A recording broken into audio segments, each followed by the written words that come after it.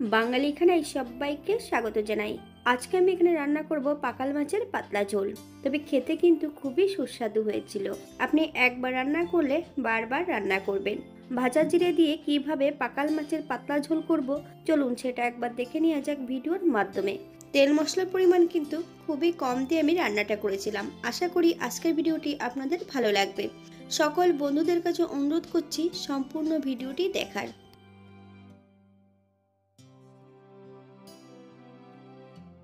মাছ রান্নার আগে আমি প্রথমে মশলাটা তৈরি করে নেব। আদা, জিরে, ধনে, শুকনো লঙ্কা, দারচিনি, এলাচ, লং বেশ মিহি করে বেটে নিতে হবে। তবে আমি মশলা কিন্তু এতটা ব্যবহার করব না।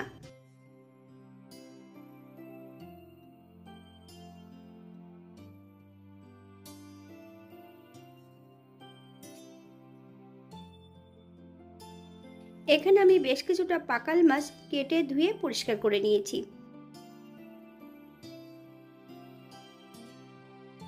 বাঙালি রান্না ঘরোয়া উপকরণ দিয়ে আপনাদের যদি রান্নাগুলো পছন্দ হয় তাহলে চ্যানেলটি সাবস্ক্রাইব করে দিয়ে পাশে থাকবেন। পাশে থাকা বেলটি বাজিয়ে দেবেন, নইলে নিত্য নতুন রান্নার নোটিফিকেশন পাবেন না।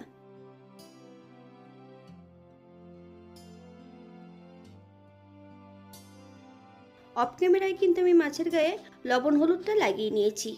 10 মিনিটের জন্য মাছগুলোকে রেস্টে রেখে দেব। আপনাদের হাতে যদি সময় থাকে তাহলে আপনারা বেশি সময় রেখে দিতে পারেন।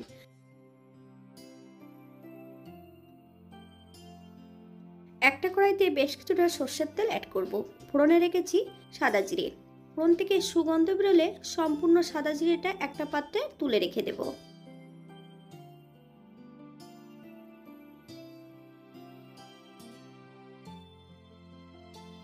একই তেলে ফোড়নে রেখেছি রাঁধুনি।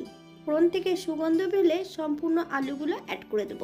তবে আলুতে কিন্তু আমি আগে থেকে নুন হলুদ লাগিয়ে রেখেছিলাম। এই পর্যায়ে বেশ আলুগুলো ভালো করে ভেজে নেব।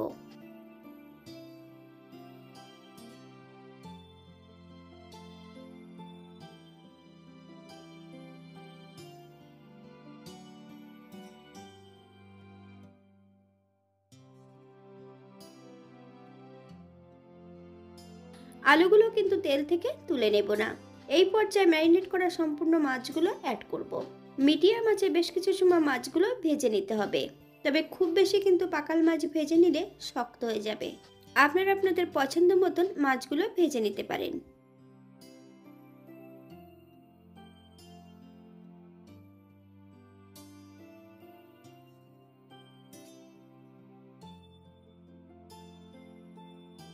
মাছ ও আলু ভাজার এই পর্যায়ে অ্যাড করব বেশ কিছুটা কাঁচা লঙ্কা আর একটা মিডিয়াম সাইজের টমেটো।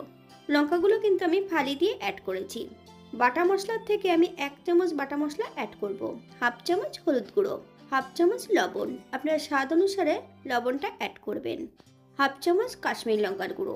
মশলা সহ মাছ দিয়ে বেশ ভালো করে কষিয়ে নেব। আমি রান্নাটি করছি মিডিয়াম আঁচে।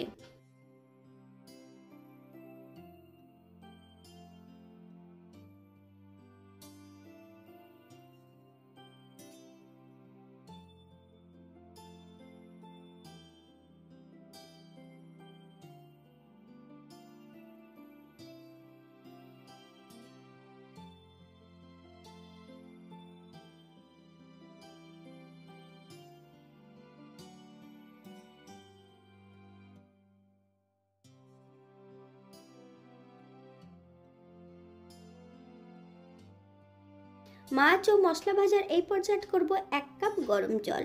আপনাদের যতটা গ্রেভির প্রয়োজন আপনারা ততটা জল অ্যাড করতে পারেন।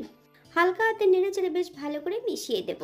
7 থেকে 8 মিনিটের মতন ঢাকা দিয়ে রেখে দেব, যাতে মাছ ও আলুগুলো সেদ্ধ হয়ে যায়।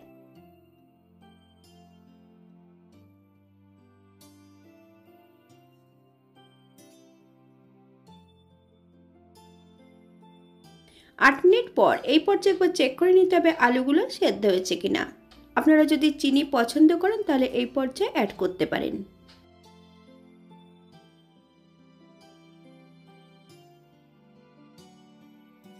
এই পর্যায়ে অ্যাড করব ভেজে রাখা সম্পূর্ণ জিরে বাটাটা। 2 থেকে 3 মিনিটের মতন মিডিয়াম আঁচে বেশ ভালো করে রান্না করে নিতে হবে। এই পর্যায়ে অ্যাড করব বেশ কিছুটা ধনেপাতা কুচি। আপনারা যদি পছন্দ করেন তাহলে পরিমাণে বাড়িয়ে দিতে পারেন। গ্যাসের ফ্লেমটা অফ করে দিয়ে 5 মিনিটের জন্য স্ট্যান্ডিং টাইম দেব। তারপর সার্ভ করব। আমার চ্যানেলে দেশি মাছের অনেক রেসিপি দেওয়া আছে, আপনাদের যদি পছন্দ হয় তাহলে চ্যানেলটি একবার ঘুরে দেখে নেবেন।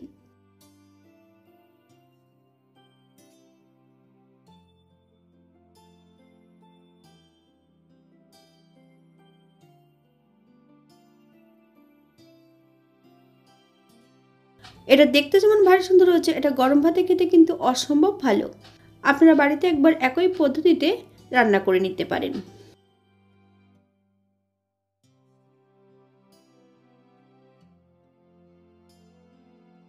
আমি আজকে পাকাল মাছে পেঁয়াজ রসুন অ্যাড করিনি, আপনারা যদি পছন্দ করেন তাহলে পেঁয়াজ রসুনটা অ্যাড করতে পারেন।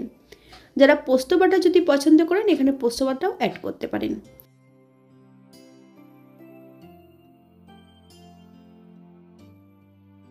আজকের ভিডিওটি এই পর্যন্ত। সবাই সুস্থ থাকবেন, ভালো থাকবেন। অন্যদিন নতুন রেসিপি নিয়ে আপনাদের সামনে আবার আমি হাজির হব। নতুন ও পুরনো সকল বন্ধুদের অসংখ্য ধন্যবাদ ভিডিওটি দেখার জন্য। হাতে যদি সময় থাকে একটা লাইক, কমেন্ট, শেয়ার করবেন।